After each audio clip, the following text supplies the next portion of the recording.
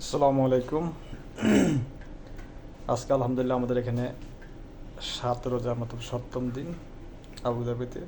বাংলাদেশে সম্ভবত 6টা রোজা। তো দেখেন আজকে বানাবো একটা অন্যরকম জিনিস, সেটা হচ্ছে আপনার কচুরলতি। তো রোজার ভিতরে আসলে আপনার সিয়ারির ভিতরে কিছু খাইতে ইচ্ছে করে না, ইফতারি টাইমও না। এই জন্য ভাবতেছি আজকে অন্যরকম একটা জিনিস বানাবো, ব্যতিক্রম। সেটা হচ্ছে দেখেন কচুরলতি। এটা হচ্ছে আপনার দেখেন এখানে 9 টাকা 90 পয়সা, মানে হাফ কিলোর চেয়ে কিছু বেশি। দেখেন এখানে কিছু হোয়াইট লেখা আছে, এখন দেখছেন নি?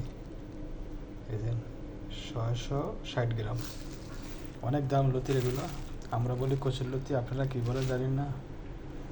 এটা বার করবো আপনার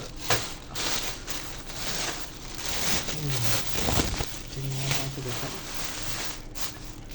10 টাকা চিংড়ি, 10 টাকা 50 পয়সা চিংড়ি মাছ। দেখেন চিংড়ি মাছ ফ্রেশও পাওয়া যায়, কিন্তু ফ্রেশগুলো অনেক বড় বড়, তবে এগুলো একটু ছোটো ছোটো হয়। 20 টাকা কেজি। তো 20 টাকা কিলো চিংড়ি মাছ।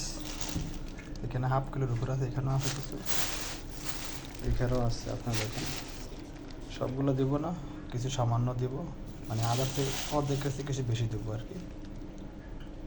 চিংড়ি মাছ দিয়ে আপনি লতি দিয়ে পাক করবো। এগুলো ফ্রিজে রেখে দিই।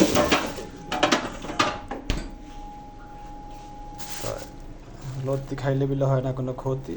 দেখি আজকাল লতি খেয়া, লতির অনেক দাম বর্তমানে। 1 টাকায় আপনার দেখেন প্রায় 34 টাকা মতন। তো দেখেন আমি 10 টাকার লতি, 10 টাকা কত টাকা হয়, অনেক, মানে এই জিনিসগুলোর দাম অনেক বেশি হয়। বাংলাদেশে আসে না, কোন দেশ থেকে সেটা শুরু বলতে পারি না, তো এটার দাম অনেক বেশি। চিংড়ি মাছের দামও বেশি অনেক। দেখেন এখানে 20 টাকা কিলো, এখানে হাফ কিলো।